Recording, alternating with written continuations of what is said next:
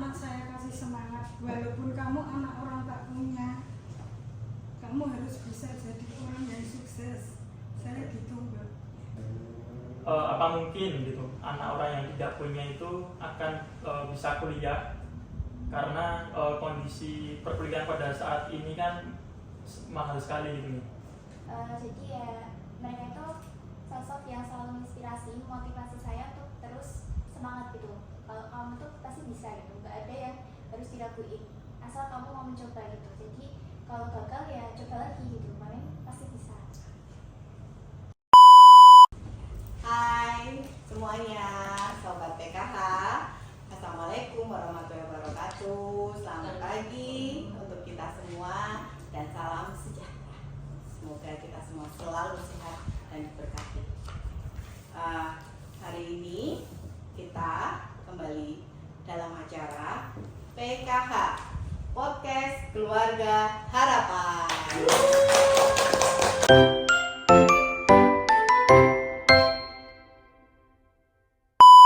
Acara pertama kita untuk podcast Keluarga Harapan ini untuk menginspirasi semua Bapak Ibu peserta PKH di luar sana. Makanya dari ini kita akan menyambut salah satu penerima program Keluarga Harapan, yaitu Ibu Sri Mulyani dari Kelurahan Tipes, Kecamatan Serengan, RT 3 RW 9. Monggo Ibu.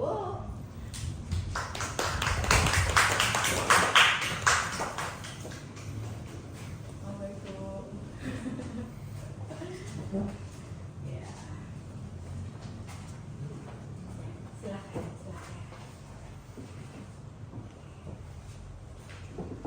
Hari ini kita kedatangan tamu yang sangat inspiratif. Tapi sebelumnya, saya lupa kenalan karena saya grogi.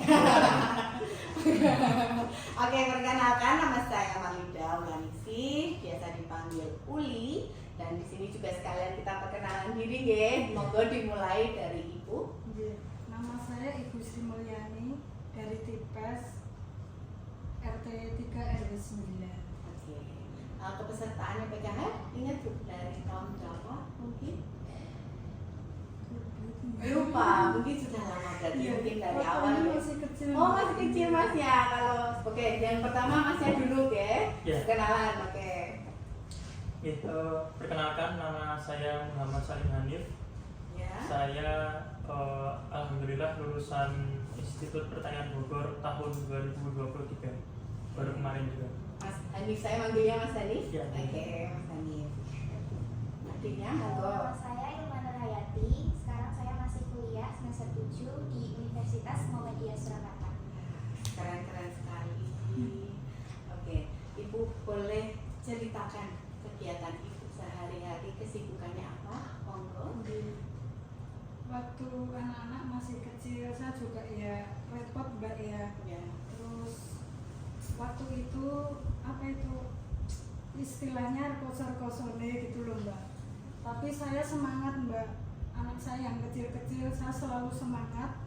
Anak-anak saya kasih semangat. Walaupun kamu anak orang tak punya, kamu harus bisa jadi orang yang sukses. Saya gitu Mbak. Anak-anak tiap hari itu Mbak, tidak saya suruh belajar. Mereka tahu waktu-waktu jam belajar gitu sendiri. Jarang main Mbak, mainnya itu kalau ngulang TPA atau apa gitu Mbak. Kadang ya itu habis kuliah itu bantu kakaknya ini jualan di ronde itu. Jadi waktunya itu selalu digunakan buat yang baik-baik gitu loh Mbak. Saya selalu berpesan pada anak-anak, jangan salah pergaulan.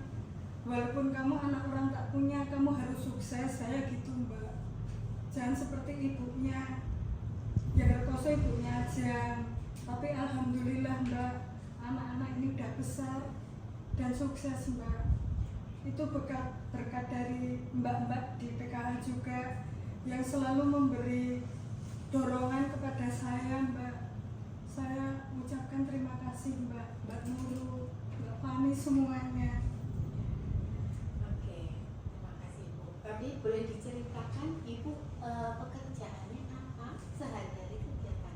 Sehari-hari kegiatan saya bantu anak Mbak itu buat wedang ronde itu Mbak, sama asle gitu di rumah. Oke. Nanti kalau anak-anak pulang dari kuliah gitu berjualan itu Mbak di jalan Sampurna Putu itu. Oh, di sepanjang jalan veteran yang Iya. dekat Sampurna itu nggih. Iya. Jadi boleh-boleh teman-teman monggo dilarisi ya. Oke. Kalau boleh tahu rondenya mulai dari tahun berapa? Dari tahun 2020. 2020. Oke. Jadi Ibu yang terus, kalau Bapak pekerjaannya Bapak pekerjaannya itu Mbak buruh kok gitu. buruh kok. Iya. Terus Ibu selain Mas Hanif dan Mbak Ilma, Ya. Masih putranya ada dua lagi. masih ada 2. Anissa dan Nurlena. Anissa dan Nurlena. Niko usianya berapa Bu? Kalau kelas berapa? Kalau yang Anissa itu semester 3 Mbak. Semester 3 ini di Di ITB AAS itu Mbak, Pajang. Pajang. Jadi sudah kuliah juga. Iya. Terus yang kecil Ibu? Yang kecil kelas 9 Kelas di 9. SLN Negeri 22. Oh, SMP kecil. Cukup besar keluarganya nih. Oke. Terus Ibu Bapak bekerja sehari-hari. Jadi kalau pagi membantu bikin persiapan untuk wedang ronde nggih. Iya. Nanti kalau sore adik yang menjualkan ngoten nggih. Kalau Iya. Bapak memang sehari-hari dari pagi sampai sore pekerjaannya sebagai buruh kos Iya. gitu. Nah, di sini kan kita semua tahu bahwa Ibu ini sukses dalam mendidik anak. Dan alhamdulillahnya di mana Ibu tadi bercerita bahwa maaf yang TPA itu sudah. Ini Oh, dulu semua dua-duanya. Oke, jadi dua-duanya bahwa kegiatan di luar sana dimanfaatkan juga dengan hal-hal baik. Boleh diceritakan Mas Hanif kuliahnya di mana atau mungkin kegiatannya apa aja, ngoten nggih, dan sekarang kesibukannya. Siap.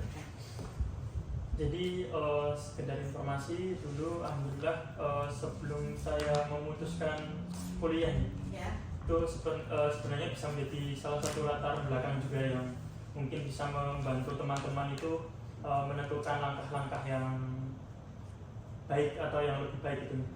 Jadi awal mulanya dulu itu saya itu pernah bercita-cita untuk kuliah itu dari SMP itu dalam kondisi dimana saya masih ingat pas saat itu ada yang mungkin tentunya ada sebagian orang yang tentunya itu akan menjadi ujian buat kita, apakah kita serius atau tidak itu. Apa mungkin gitu anak orang yang tidak punya itu akan bisa kuliah, karena kondisi perkuliahan pada saat ini kan mahal sekali gitu. Dan langkah pertama yang saya mengambil SMA. Dulu saya itu di SMA Negeri 3 Surakarta. Di situ alhamdulillah juga bisa lewat jalur prestasi. Jadi dari langkah pertama itu tentunya menambah ujian. Yang salah satunya itu semakin berat, yaitu orang-orang itu semakin banyak yang menyampaikan bahwa kuliah itu mahal, apalagi kalau ngambilnya SMA, itu nyari kerjaan semakin susah gitu. Jadi kan otomatis itu semakin menguji keseriusan saya pribadi dalam menentukan apakah saya itu nanti akan lanjut atau tidak. Bahkan saya sampai berpikir apakah mungkin saya tidak kuliah hanya karena keterbatasan ekonomi. Nah, hasil di SMA itu saya memperbanyak peluang prestasi di non akademis. Jadi saya itu aktif di yang pertama itu di Pramuka, kemudian di Kerohanian Islam, kemudian di PMR, sama satunya itu dulu sempat ikut taekwondo juga, cuma tidak lama. Nah, dari situ saya fokuskan di salah satunya yaitu di pramuka. Dan alhasil dari pramuka itu alhamdulillah ada yang dapat medali juara 1 tingkat provinsi, kemudian tingkat kota gitu. Jadi dari situ alhamdulillah saya gunakan untuk melakukan pendaftaran di kampus yang ingin saya tuju, yaitu Institut Pertanian Bogor. Sebenarnya saya tidak terfikirkan apakah saya akan masuk di mananya, itu saya tidak terfikirkan. Karena saya memiliki cita-cita itu ya yang penting saya masuk di jurusan pertanian gitu. Itu cita-cita saya dari TK gitu. Jadi kalau ditanya mau jadi apa, nah kalau besar jadi insinyur pertanian gitu istilahnya. Nah dari situ tentu perjalanan semakin menguji lagi gitu. Banyak sekali yang menyampaikan bahwasanya nanti setelah kuliah itu kalau ngambil pertanian itu ya semakin susah lagi cari kerja gitu. Jadi istilahnya stepnya itu semakin menantang, tapi di situ letak keseruannya gitu. Nah jadi saya juga berharap dengan saya coba melangkah untuk tetap bagaimanapun caranya biar bisa kuliah itu, ya salah satunya menginspirasi adik-adik saya dulu. Baru nanti saya berharap itu bisa sampai ke lingkup yang lebih luas, entah itu wilayah atau mungkin alhamdulillah lagi karena di sini diberikan kesempatan, jadi saya harap lebih dari wilayah yang saya miliki. Jadi dengan demikian langkah pertamanya itu saya komunikasi dengan orang-orang terdekat saya, yaitu mungkin di situ guru saya, kemudian alumni dan sebagainya. Seberapa besar saya itu bisa berkuliah dengan keterbatasan ekonomi yang saya miliki. Dari serangkaian kegiatan yang saya lakukan itu ternyata peluang saya ada gitu. Dan di situ memang tidak sebesar yang tentunya yang mungkin orang lain miliki gitu nih. Tapi di situ letak keseriusan saya ditambah lagi gitu. Alhasil saya coba minta doa restu ke dua orang tua, minta izin bahwasanya saya ingin kuliah, dan tentunya orang tua sudah mewanti-wanti bahwasanya kita tidak bisa membantu membiayai karena kita masih punya 3 tanggungan, yaitu adik saya kan ada 3 perempuan semua. Jadi saat diwanti-wanti itu sebenarnya saya sudah persiapan bahwasanya bagaimana caranya ketika saya nanti sudah memutuskan kuliah, saya masuk di semester pertama, saya tidak minta spesial pun dari mereka. Bahkan kalau bisa saya yang mengirimkan ya untuk sekedar beli listrik atau apalah gitu. Jadi dari situ akhirnya ya tentu pusing atau stres dan semuanya itu banyak. Itu pasti kita rasakan gitu, karena memang manusiawi kan gitu. Apalagi mengarah ke putus asa itu pasti ada. Cuma kembali lagi seberapa besar kita itu dan seberapa cepat kita itu untuk melakukan pemulihan motivasi gitu kan. Nah dari situ alhamdulillah sedikit demi sedikit itu ada jalan. Di situ saya masuk ke jalur yang undangan lah istilahnya dulu ya, undangan. Jadi memang saya sebenarnya tidak persiapan untuk jalur tes, karena kalau saya persiapan itu tentunya tidak ada modal, karena kan dulu itu masih gencar-gencarnya itu les yang privat itu, atau yang mungkin kita kenal berbagai macam namanya itu. Jadi saya itu hanya ikut itu yang bagian percobaan, 1 kali pertemuan, 2 kali pertemuan, buat tahu bentuk soalnya itu seperti apa gitu. Semisal saya lewat jalur tes, jadi saya lihatnya itu di buku teman-teman saya yang pada saat itu beli sampai berapa juta gitu, bahkan ada yang belasan gitu kan. Jadi saya hanya lewat situ saja. Nah dari situ karena kemungkinan saya untuk masuk tes itu saya sangka itu semakin kecil, maka saya fokuskan ke bagaimana caranya saya bisa masuk di jalur undangan itu tadi dengan memperbesar peluang saya di bidang prestasi. Itu salah satu langkah-langkah saya. Dan alhamdulillah 3 bulan sebelum tes para siswa yang lain itu kan sudah ada pengumuman, dan alhamdulillah pengumumannya sesuai dengan yang kami pribadi harapkan gitu, yaitu masuk di perguruan tinggi yang di situ juga sangat terkenal, bahkan seantero Asia, bahkan sekarang itu sudah merambah sampai bernama jadi Institut Pertanian Bogor itu sudah berubah jadi IPB University gitu. Jadi sudah luar biasa. Nah, setelah masuk di situ kan 1-2 semester itu ada lagi ujian, yaitu corona itu tadi. Nah, karena kebetulan saya itu tipe orang yang mempelajari sesuatu secara kinestetik, karena kan kita kalau bisa mengetahui cara belajar kita yang lebih efektif itu kan bagusnya ya kita mempelajari siapa kita ya gitu. Kadang-kadang kan kita banyak ikut les, banyak ikut apalah kursus berbagai macam. Ternyata kita nggak tahu efektif kita belajar itu seperti apa kan gitu. Ya memang saya itu dulu jarang belajar karena cepat bosan. Jadi memang ya salah satu langkah yang paling efektif dan sesuai dengan yang para ilmuwan ajarkan itu, kita mengetahui seefisien apa kita itu bisa belajar gitu. Nah, saya sendiri maksudnya yang di kinestetik itu tadi. Jadi saya belajarnya itu dengan apa yang saya lakukan pada saat itu, dan itu lebih cepat. Maka pada saat memasuki daring, saya itu yang lain bisa mungkin nilainya bagus-bagus, saya itu malah cenderung agak menurun. Karena memang karena saya coba untuk tidak tidak mengambil beberapa kesempatan, karena memang kesempatannya di situ semakin lebar kan gitu. Tapi saya coba untuk seberapa tahu saya pribadi itu terkait dengan mata pelajaran yang saya miliki gitu. Ternyata ya itu tadi tidak efektif. Hasil saya coba untuk mengembangkan aktivitas lain yang menurut saya itu bisa saya maksimalkan. Ya salah satunya di bisnis wirausaha itu tadi.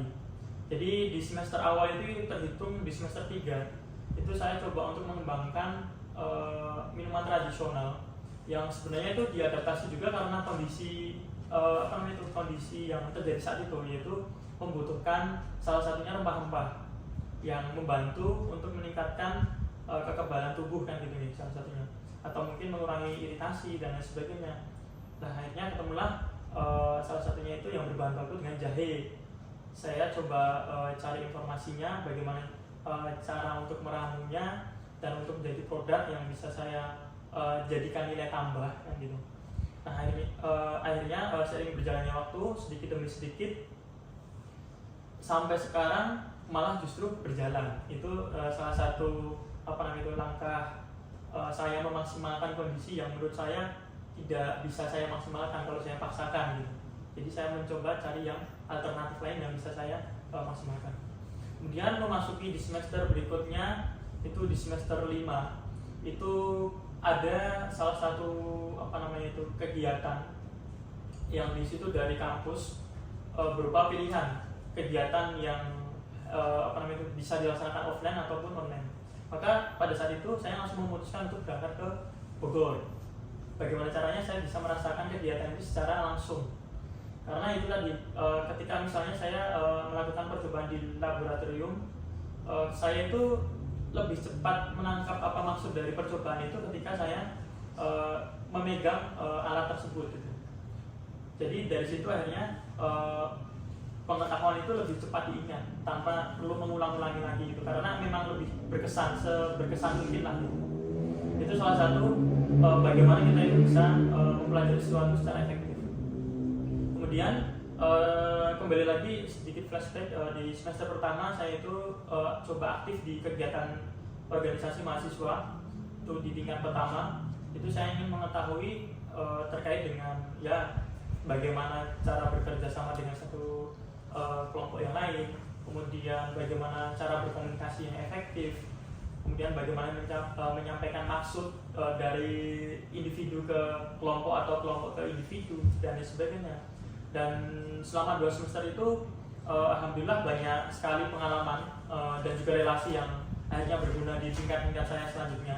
Jadi saya bisa bertahan sampai saya lulus itu karena saya coba berrelasi itu tadi, tidak hanya sekedar menjadi mahasiswa yang mengikuti pelajaran dan lain sebagainya. Karena menurut saya pengembangan semacam itu masih kurang efektif gitu tanpa kita barengi dengan pengembangan relasi.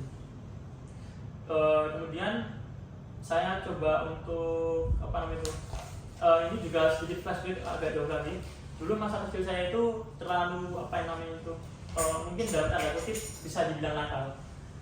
Jadi dengan kondisi yang seperti itu banyak sekali yang stereotip dari masyarakat itu mengarah ke keluarga saya itu secara negatif gitu. Bersudut pandang bahwasanya ini keluarganya ini nakal itu anaknya dan sebagainya. Bahkan dengan kata-kata julukan yang mungkin sampai saat ini pun saya masih ingat. Bahkan siapanya yang menyampaikan itu saya juga masih ingat. Tapi itu menjadikan sebuah motivasi bagaimana saya itu bisa mengembalikan atau mengajak teman-teman saya atau adik-adik mungkin posisinya saat ini itu untuk yang mungkin dapat stereotip semacam itu bisa lebih berkembang. Maka ketika saya ada waktu luang itu saya sering membersamai anak-anak, khususnya di lingkungan saya sih, itu untuk berkegiatan secara positif, entah dia berolahraga atau mungkin kita mengadakan semacam kumpul kajian, terus membahas mungkin terkait sekolah, langkah-langkahnya ke depan mau kuliah atau enggak, kalau kuliah ada biayanya atau enggak, kalau enggak ada saya punya langkah-langkahnya yang mungkin bisa teman-teman coba kan gitu. Nah dari situ kan saya berharap setidaknya dengan sharing yang saya miliki ini bisa menjadikan pandangan mereka lebih luas. Jadi saya berharap perubahan lingkungan itu terjadi ketika setidaknya inspirasi itu diberikan. Karena kalau semisal kita hanya kebaikan itu hanya kita manfaatkan atau kita rasakan, menurut saya itu terlalu egois gitu. Maka saya mencoba untuk mengajak adik-adik saya untuk memahami lingkungan sekitarnya. Siapa teman-temanmu yang bisa diajak berkegiatan positif? Karena memang kita ketahui sendiri era sekarang itu perubahan zaman terlalu signifikan sehingga orang tua itu kan tidak bisa mengikuti secara cepat, apalagi teknologinya juga terlalu cepat.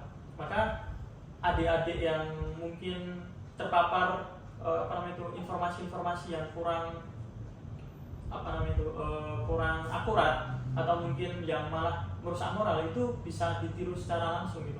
Nah, kita coba hadir untuk apa? Untuk memberikan pengarahan kepada adik-adik itu bahwa apa yang mereka ikuti itu kurang pas atau bahkan salah. Dengan tentunya dengan berbagai aktivitas yang kita harapkan bisa mereka terima gitu. Tidak dengan paksaan, tidak dengan yang istilahnya ayo kita jangan kegiatan itu nggak usah dalam tanda kutip minum-minuman keras atau pergaulan yang kurang baik gitu. Itu tidak, kita coba arahkan dengan sedikit demi sedikit itu memberikan pemahaman. Jadi nanti kalau teman-teman berkunjung ke Penggolayan, yaitu di kampung kami pribadi, itu bisa dikonfirmasi bahwa apa kegiatan yang sering mereka lakukan dan di mana mereka biasa melakukan. Itu biasanya kita lakukan di masjid karena memang ruangan yang nyaman dan juga bisa terkondisi itu ya di masjid, karena kita tidak ada ruang terbuka atau bangunan yang bisa menampung dengan kapasitas yang banyak gitu. Nah itu salah satunya. Jadi saya coba memberikan inspirasi ini sedikit demi sedikit, kemudian diikuti dengan langkah implementasi. Karena saya juga punya relasi, jadi dari relasi yang saya miliki itu saya harap bisa dimanfaatkan untuk adik-adik, bahkan mungkin yang sedang kuliah saat ini atau mungkin yang terkendala dan sebagainya. Itu menjadi salah satu hal yang kami pribadi merasa bertanggung jawab, karena kita juga menjadi salah satu orang yang orang lain pikirkan. Kenapa kita setelah bisa bergerak tidak membantu orang lain untuk keluar dari permasalahan mereka gitu, untuk mencoba berpikir. Tadi kan boleh tahu nggak ceritakan dari awal adik ini penerima beasiswa full berarti ya? Berarti dari awal pertama masuk kuliah sampai akhirnya lulus itu menerima full beasiswa. Apa saja boleh tahu di-share ke teman-teman, dan bagaimana awal ceritanya menerima beasiswa tersebut sampai akhirnya lulus dengan menerima predikat titel di belakang nama itu. kita coba meringkas nih. Iya. Jadi di awal itu saya coba memantapkan tujuan saya dulu untuk kuliah itu seperti apa. Apakah saya hanya menyandang gelarnya saja atau apa. Jadi langkah yang pertama yang saya lakukan itu tadi berkomunikasi dengan orang terdekat, itu guru saya, kemudian alumni, dan juga orang-orang yang menurut saya berkompeten untuk membantu saya menganalisa terkait peluang saya gitu. Nah dari situ saya coba mencari informasi dengan apa saya bisa berkuliah gitu. Jadi salah satunya saya mencoba mungkin menelusuri di web atau mungkin meminta rekomendasi dan sebagainya itu tadi. Dan alhamdulillah di langkah pertama itu saya direkomendasikan untuk mendaftar di bidik misi saat itu. Sekarang bernama KIP On kalau nggak salah.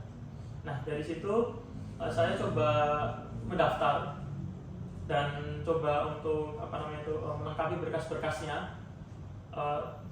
Termasuk itu juga karena rekomendasi dari guru BK gitu. Jadi saya coba untuk mencoba itu tadi dan alhamdulillah berhasil dan dinyatakan menerima uang saku per bulan dan juga biaya semesteran. Jadi untuk dua biaya tersebut tercover.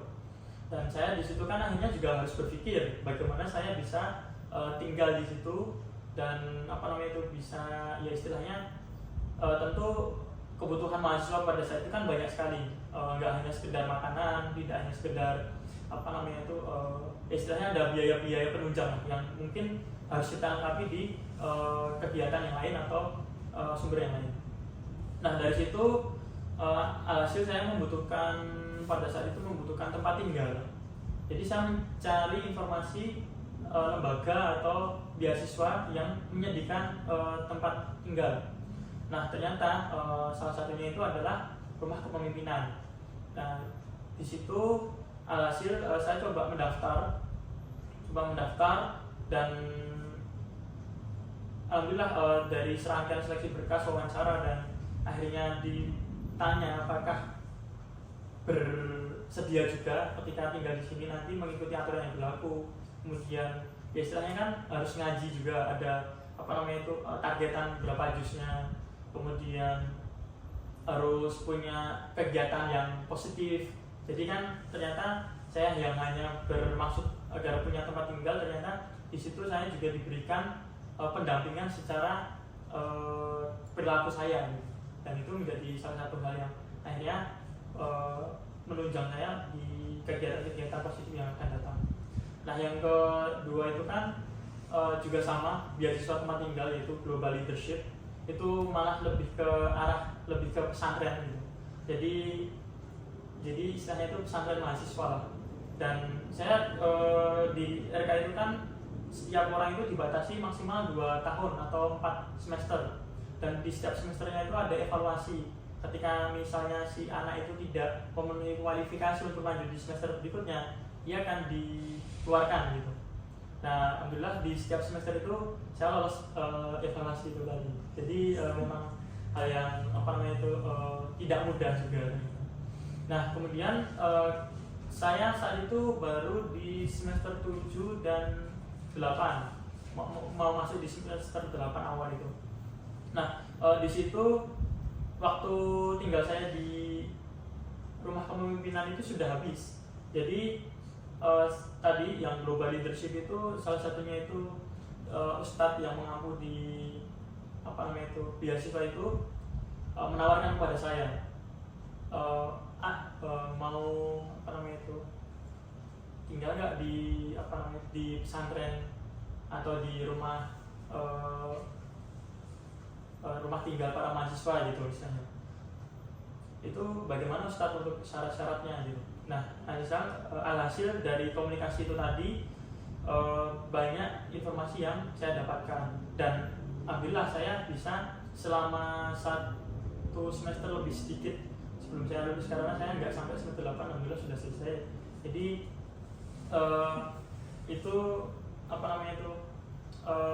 ya itu tadi sama, ternyata di situ juga diberikan pembinaan baik secara ruh kemudian mental, dan dari situ malah saya juga kenal dengan banyak tokoh yang ada di Indonesia, salah satunya itu mungkin yang punya ahli kemampuan di bidang psikologi, kemudian pendekatan terhadap anak-anak.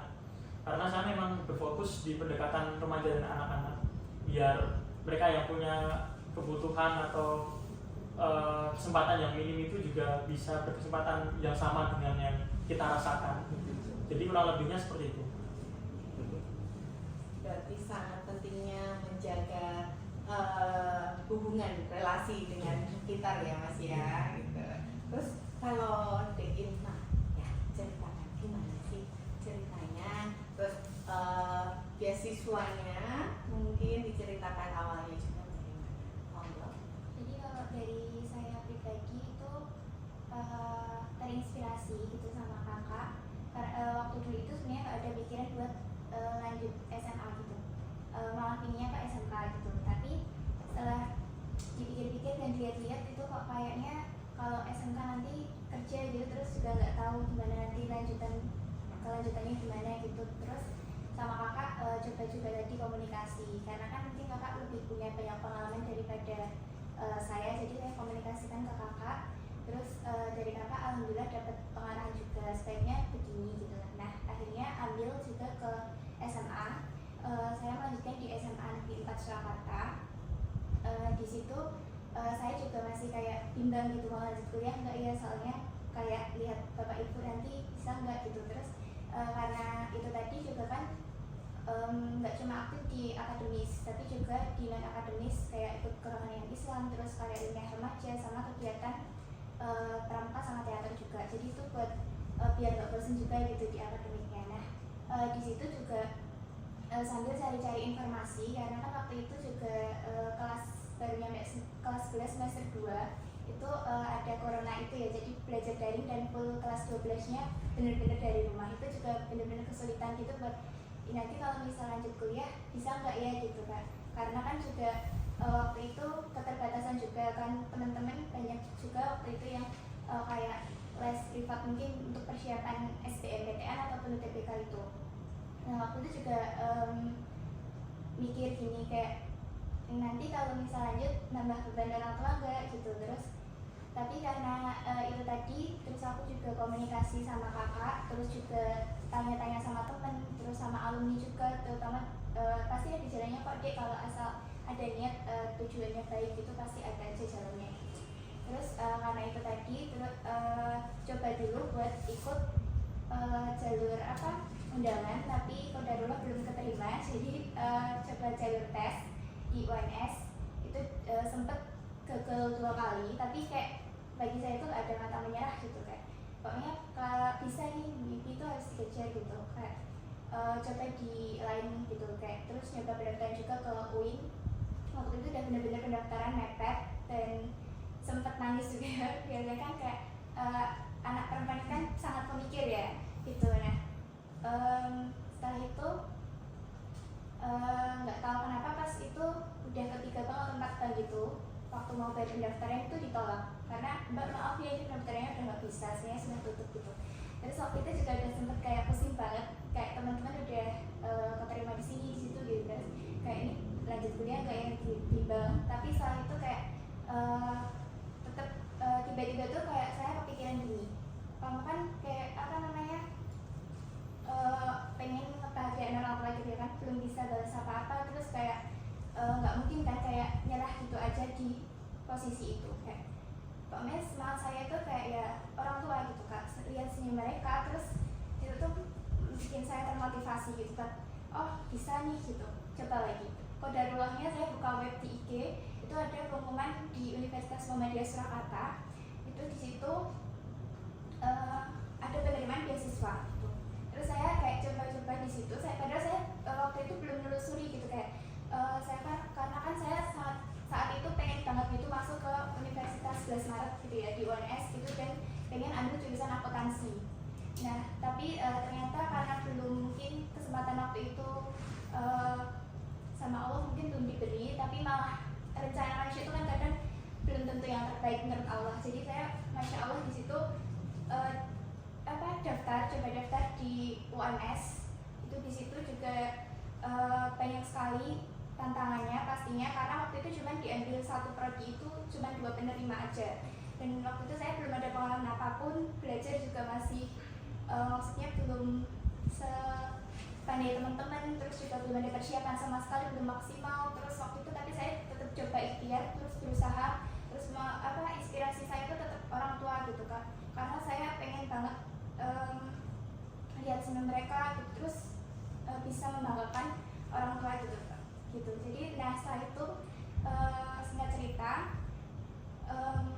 itu ada kayak tes gitu, tes terus wawancara dan sebagainya, dan qadarullah setelah 1 bulan itu saya diterima di situ, meskipun belum sesuai dengan jurusan yang saya waktu itu impikan, tapi saya masya Allah sekali sekarang bisa belajar dari jurusan yang mungkin waktu itu belum saya inginkan, tapi di jurusan tersebut saya bisa banyak belajar gitu, terus saya juga bisa menambah banyak pengalaman juga tentunya, terus bisa menjalin relasi juga sama teman-teman, bapak ibu dosen, terus para kakak alumni, terus di situ saya juga bisa terus berkembang gitu, yang tadinya saya mungkin masih kayak ragu-ragu dalam mengambil keputusan ataupun langkah, tapi di situ saya juga bisa belajar gitu. Dan sekarang mungkin di semester 3 itu kan saya ambil di pendidikan akuntansi, jadi lebih mengarah ke pendidikan, biasanya keguruan. Itu saya juga dibekali pembelajaran yang itu di sekolah-sekolah gitu, dan pastinya kan juga bertemu dengan adik-adik gitu. Nah di situ juga saya manfaatkan peluang tersebut, gimana sih caranya biar kita tuh dari bapak ibu guru mengajar, terus bagaimana bisa kita manfaatkan juga ke lingkungan sekitar gitu. Terus setelah itu di semester 5 juga saya ambil magang kampus Merdeka. Di situ saya juga manfaatkan juga karena nggak mungkin saya cuma belajar di lingkup ini gitu, saya pengen lebih lingkup yang lebih luas buat belajar gitu, biar bisa menambah tadi pengalaman, terus teman, terus juga bisa menambah ilmu-ilmu baru gitu, karena bagi saya pribadi itu ilmu bermanfaat itu apabila kita itu bisa memberikan kebermanfaatan bagi sekitar gitu. Itu tuh kayak salah satu kalau kita bisa menjadi orang yang itu tadi berilmu gitu. Terus singkat cerita sekarang ini saya sudah di semester 7, insya Allah ya nanti semester 8, karena saya masih ada magang, jadi mungkin selesainya di semester 8, dan alhamdulillahnya di semester ini juga sudah skripsian gitu. Jadi buat teman-teman semua jangan takut buat nggak kuliah gitu, karena saat kita ada niat, ada jalan, itu pasti ada aja gitu kayak jalannya gitu. Pokoknya berusaha, ikhtiar, sama berdoa, dan juga minta restu, dukungan dari orang tua dan keluarga gitu. Kalau boleh tahu terakhir IPK sebelum lulus berapa Mas? 3, Mungkin sama di-share sama teman-teman. 363.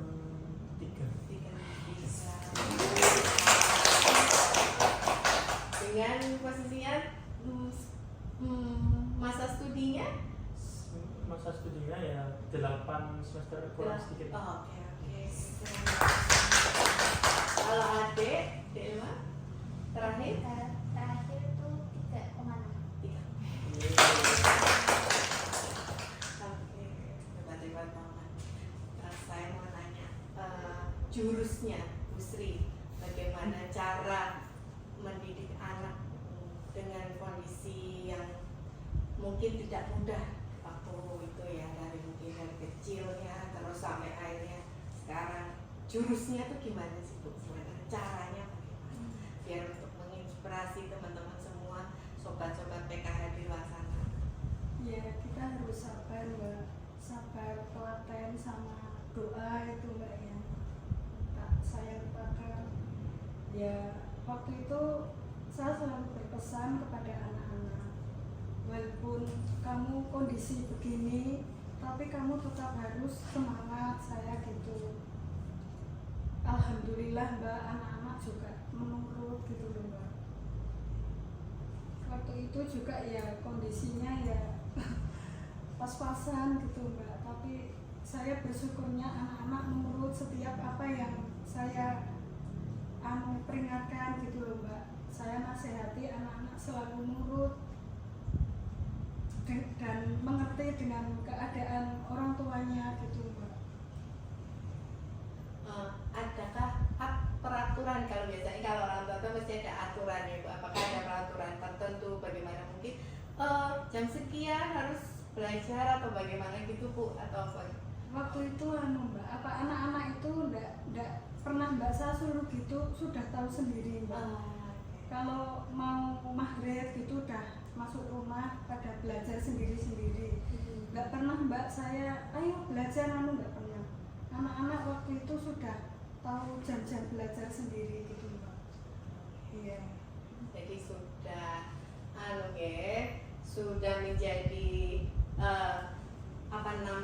keinginan dari adik Dani sama adik Irma bahwa udah merencanakan sesuatu ke depannya menjadi lebih baik lagi, dimana keinginan itu sangat kuat sekali. Terus saya mau nanya, gimana apa sih caranya ibu itu ketika memang ada mungkin adik memikirkan aku pengen gini, aku pengen seperti itu, jadi memang ada doa dari ibu, berarti ada komunikasi dengan yang baik ya, berarti antara ibu dan kedua orang tua tersebut. Terus bagaimana sih bagaimana adik Ilma dan adik Anif itu menggambarkan kedua orang tua itu bagaimana? Untuk monggo silakan adik dulu deh, adik dulu sudah boleh.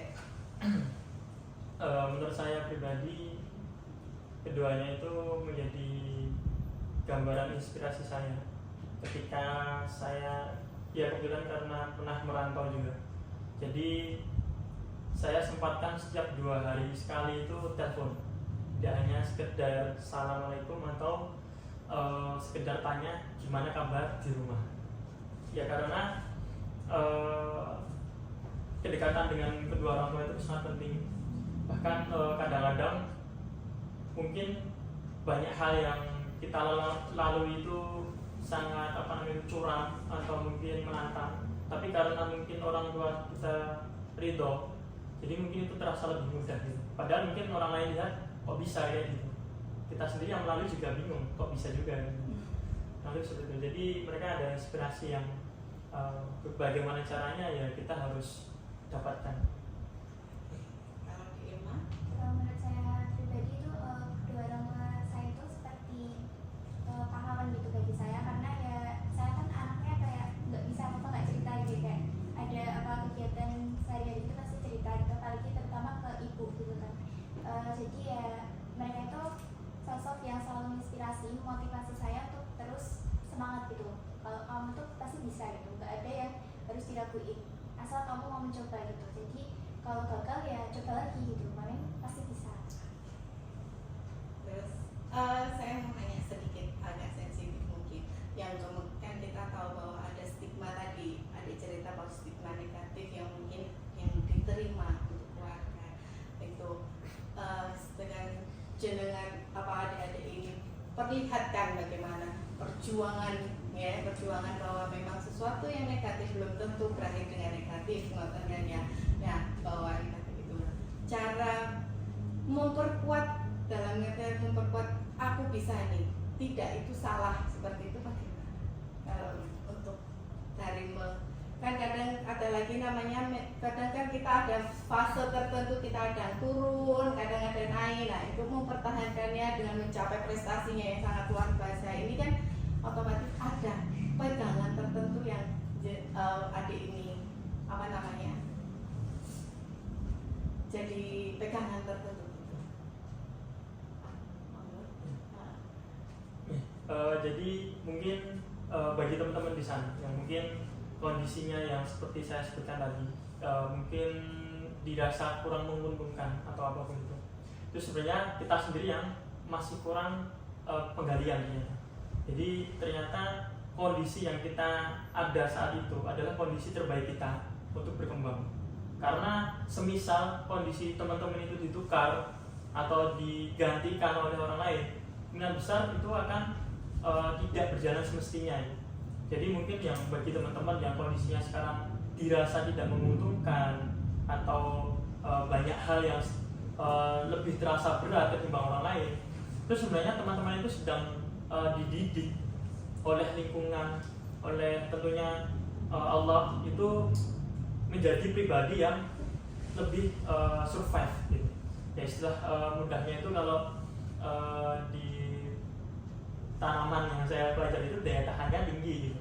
Jadi ada apapun cekaman itu akhirnya tetap bisa menghasilkan sesuatu yang bermanfaat.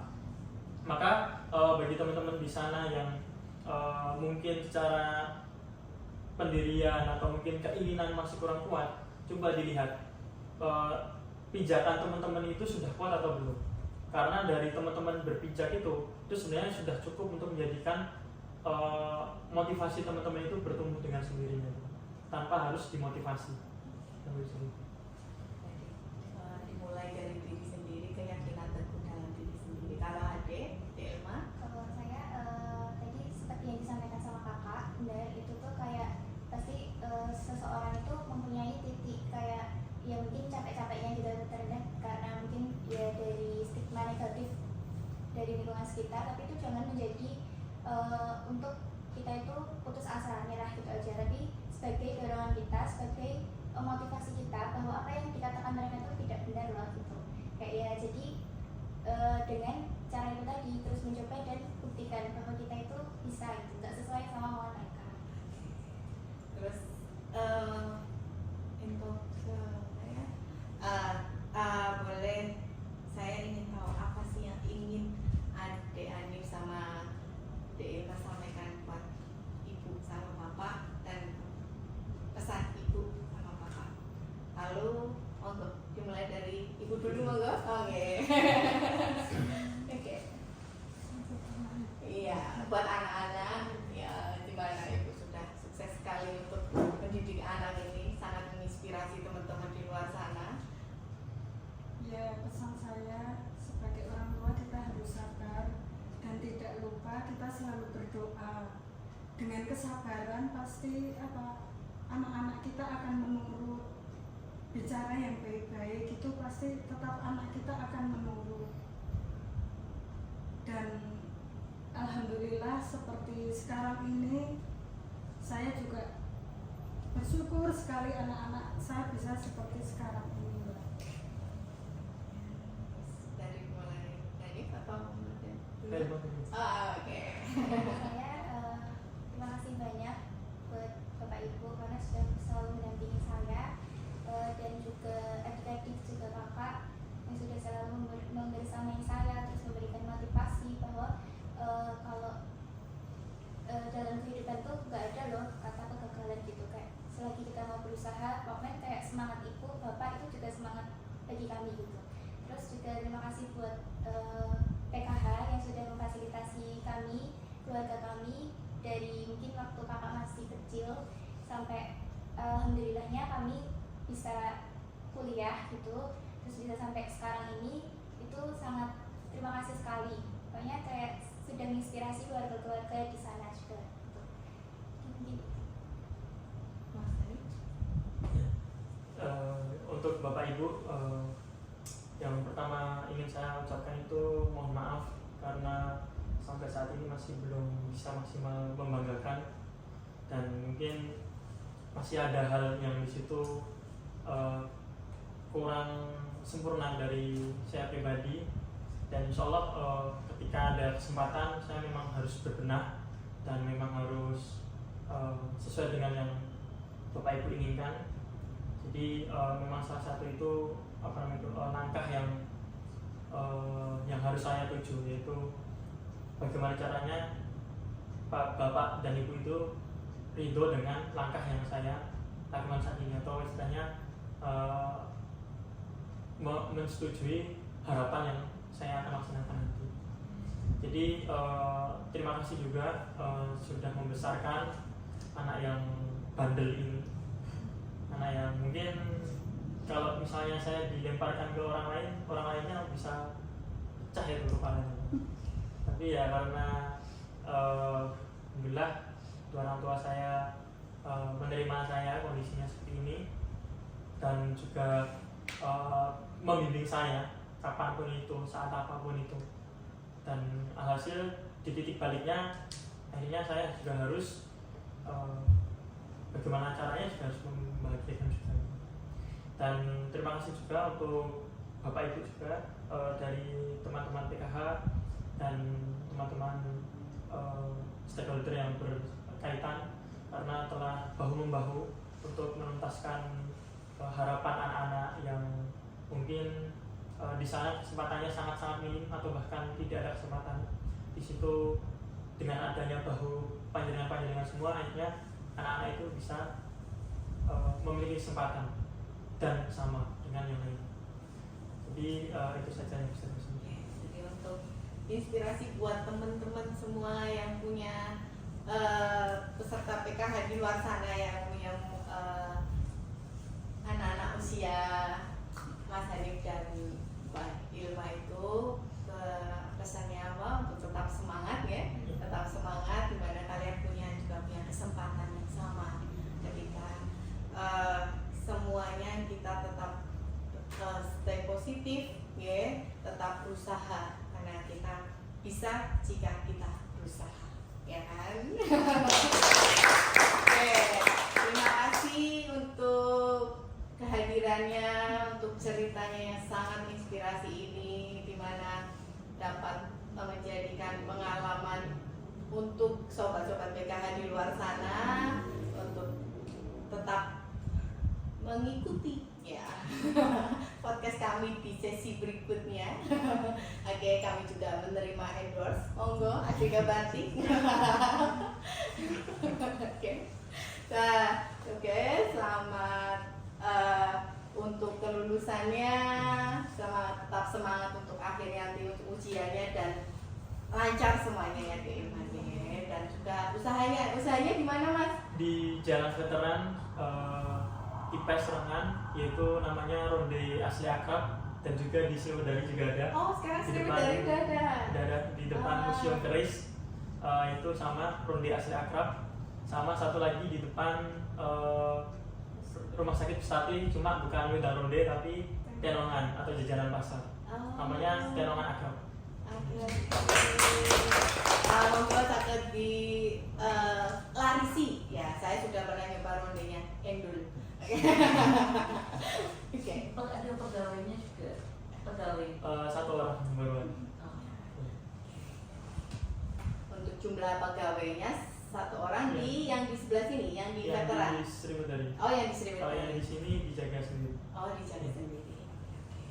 Terima kasih, sehat selalu Ibu, Mas Hanif, Mbak Ilma, tercapai semua cita-citanya. Tetap semangat ya. Kita jumpa lagi kita jumpa lagi untuk sesi berikutnya. Bye bye. Wassalamualaikum warahmatullahi wabarakatuh.